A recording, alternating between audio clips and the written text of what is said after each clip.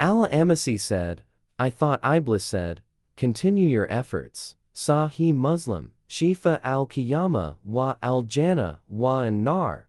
Hadith No. 2812. We say, these two hadiths hint at a covert and organized war waged by the first archenemy of mankind. In both hadiths there is also a description of the headquarters of this war, which is the sea. The two hadiths also contain the amazing description that there are many lessons and teachings that Satan does, in the form of methods of misdirection that must be carried out by his army. They also reveal that Satan's assignment is similar to sending an expeditionary force on a special mission, then returning to the commander's headquarters to report the results. These two hadiths clearly indicate the connection between this fitna among Muslims and the fitna spread by Satan, who is busy strengthening the noose of fitna to deepen and plant his influence in Islamic society. The second hadith shows the biggest fitna in Satan's view, which is to tear apart the Muslim family, because the family is considered the core of society. This great fitna, as we have seen, is spread by the armies of Satan, both from among the jinn and humans. Each one of them, the jinn and the human devils, helps the other to strengthen the spread of this fitna among the Muslims. It is for this reason that we are not surprised at the attention paid by the West to women's rights and freedom in Muslim countries. Abu Huraira, may Allah be pleased with him, reported that the Messenger of Allah, may Allah's peace and blessings be upon him, said, Satan comes to one of you and asks, who created this? Who created this? Until he asks, who created your Lord? When he reaches that question, let him seek refuge with Allah, and let him stop. Sahih Bukhari, Bad al-Khalq, Hadith No. 3276. We say, this hadith is mentioned to explain some of the devil's temptations from the door of doubt, namely, inciting people to persist in questioning various issues, which ultimately results in the questioner becoming a disbeliever. What greater temptation is there than for a person to go from the circle of faith to the circle of disbelief? This hadith is the main evidence that warns every Muslim against the whispers of the devil that enter the heart in the form of feelings and understandings that contain lust in religion, both in matters of Aqidah and general teaching. This hadith also contains a remedy for the satanic doubts that possess the believer's heart, which is not to be long-winded in asking questions. This is because it strengthens the attack of the shaitan and does not add anything to the person except confusion. This is the most important directive in protecting oneself from the fitna of doubt, which is not to follow the whispers of the devil and not to fall into them.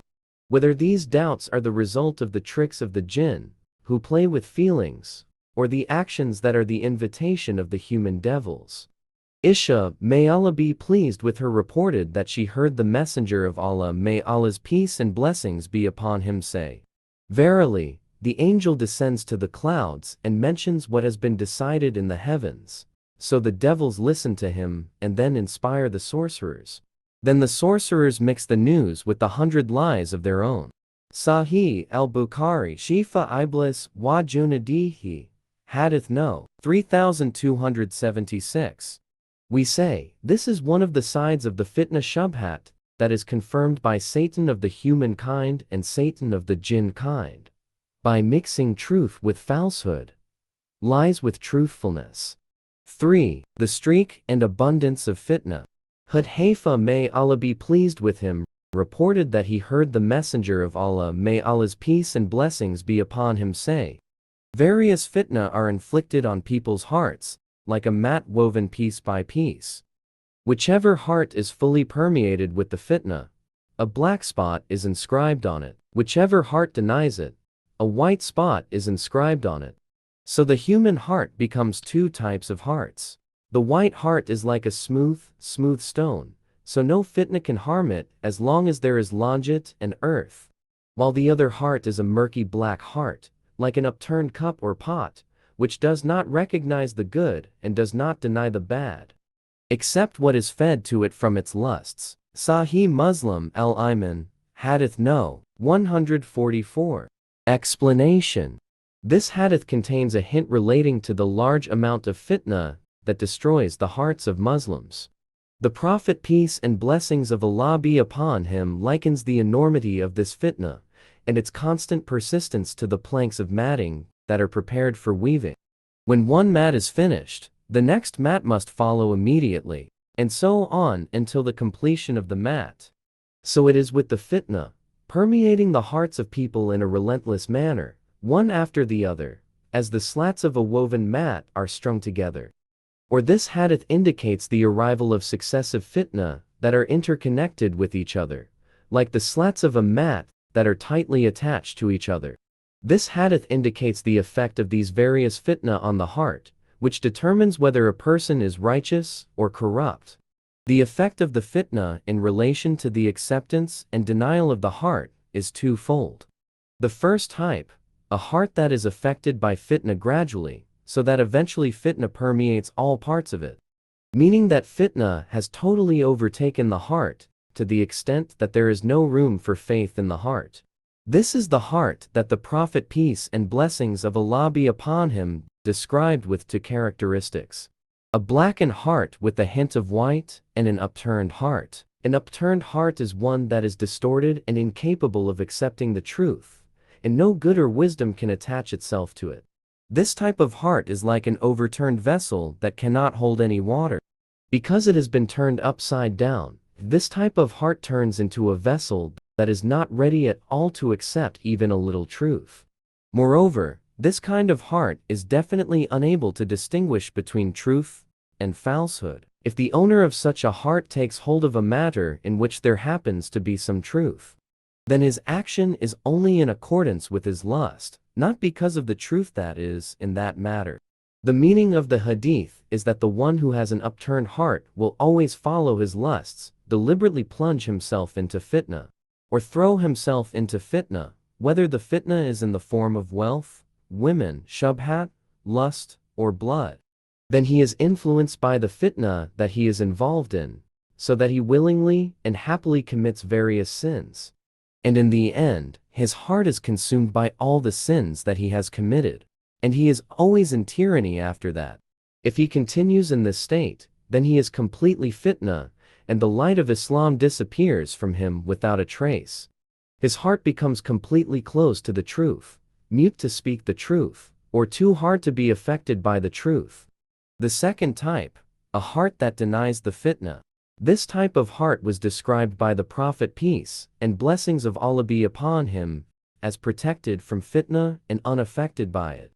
Hence, an unmutilated heart becomes white, indicating the presence of a light that always illuminates it. Furthermore, for this heart, truth is separated from falsehood in between, with a very clear boundary. The nature of this type of heart is not limited to being white and luminous, but it is also described as resembling a smooth stone, to which not the slightest dust is able to stick, and which is not defiled by the slightest dirt. That is, if the heart has become smooth, it will eventually become a heart that is not affected by the various fitna that exist, and no dust and dirt of fitna can stick to it. Abdul ibn Amr ibn Ash radiyallahu anhuma reported that the Messenger of Allah, may Allah's peace and blessings be upon him, said, "Verily, there was no prophet before me, except that he was charged with the duty of instructing his people in the good of which he was aware, and threatening them with the evil of which he was aware. Verily, this ummah of yours was made safe by its early people, and calamity will befall its late people, as well as some things that you deny. Fitna comes, and some weaken others. A fitna comes, and a believer says, 'This is my destruction.' Then the first fitna disappears, and a new one comes. Another believer says, 'This.' So whoever wants to be kept out of hell and admitted into paradise, let him strive that death may come to him while he believes in Allah and the last day. Let him come to the people whom he loves to come to. Whoever pledges allegiance to the Imam, let him give allegiance to the Imam with all his hand and all his heart, and let him obey him to the best of his ability, and if someone else comes to take away his allegiance, then you should cut his throat." Sahih Muslim, Al-Amara, Hadith No. 1844. Foreign vocabulary, euro co, it means that some of it became soft. That is, its effect became light, because of the magnitude of the fitna that came after it. It is also said that the meaning is that some of them are similar to others. It is also said that the meaning is that some of them lead others with beauty and persuasion. Explanation. Islam will be afflicted with trials in the form of abundant fitna and various affairs, and various calamities. Anyone who takes a close look at the state of the Ummah in our own time will find this saying of the Messenger of Allah, peace and blessings of Allah be upon him, to be true. This hadith hints at the succession of fitna that destroys the Ummah. The Prophet, peace and blessings of Allah be upon him, described the nature of the fitna as some of it softening others, indicating that the fitna comes in batches, and some of it is related to others. In general, the fitna referred to here is the fitna of bloodshed. The hadith also indicates that the fitna will continue to increase in severity. That is, the later fitna will be more devastating than the earlier fitna. The increase in the severity of the fitna is clear from the fact that one believer said about the first fitna that it was the fitna that destroyed him. But when the first fitna was over, and the second fitna soon appeared, the believer said, "This is the fitna that is more devastating and more destructive." Hence the believer's words are an affirmation that this fitna is more devastating than that fitna. This hadith explains the way to be saved from fitna, which is in 3 ways. The first is to keep the faith. This hadith mentions 2 of the most important teachings of all: faith in Allah and the Day of Judgment. The redaction indicates that the various fitna initially strike hard at the core of faith in the hearts of people and turn it into shirk, and also weaken the orientation towards the hereafter in the heart, while strengthening the orientation towards seeking the world. Secondly, interacting with others with the best ethics possible. Third, obeying the Imam leader in truth, after paying allegiance to him, not trying to betray the Imam or cause division in the ranks of the Muslims. Abdullah ibn Masud, may Allah be pleased with him, reported that he said, "How will you be when a fitna befalls you? When a fitna occurs, adults grow old quickly, and children grow up quickly. When a little of it is left out, it is said, 'The sunnah has been left out.' They say, 'When will the sunnah have been left out?' They said, 'When is that?' Ibn Masud said, 'When your scholars have disappeared, your fools have increased. Your people who understand the din are fewer and fewer. Your leaders are many, but those who can be trusted are fewer and fewer. This world is sought for the deeds of the hereafter, and religious knowledge is learned for other than religion." Sunan ad-Darimi, a 75th. Explanation. This hadith indicates one of the long-term phenomena that will strike this ummah and cause it to change its understanding of the message of Islam, and turn its hearts away from the Prophet's guidance, while they think that they are still on the right path. In fact, they were at that time so far removed from the position of truth that they had once occupied. This erroneous assumption was because they were so accustomed to misguidance. They had been subjected to the fitna for so long that due to their negligence and ignorance, they thought that they were still above the truth. It also indicates that the fitna will last for a long period of time only if the causes are fully met. That is, when the number of ignorant people increases, the number of scholars and jurists among the ummah becomes scarce, and the number of leaders indicates the division of the ummah. These leaders, although numerous in number, none of them is worthy of being trusted to lead this ummah. The advice contained in this atzar is that innovations and misguidance have been transformed into texts of Sharia that must be enforced among the people.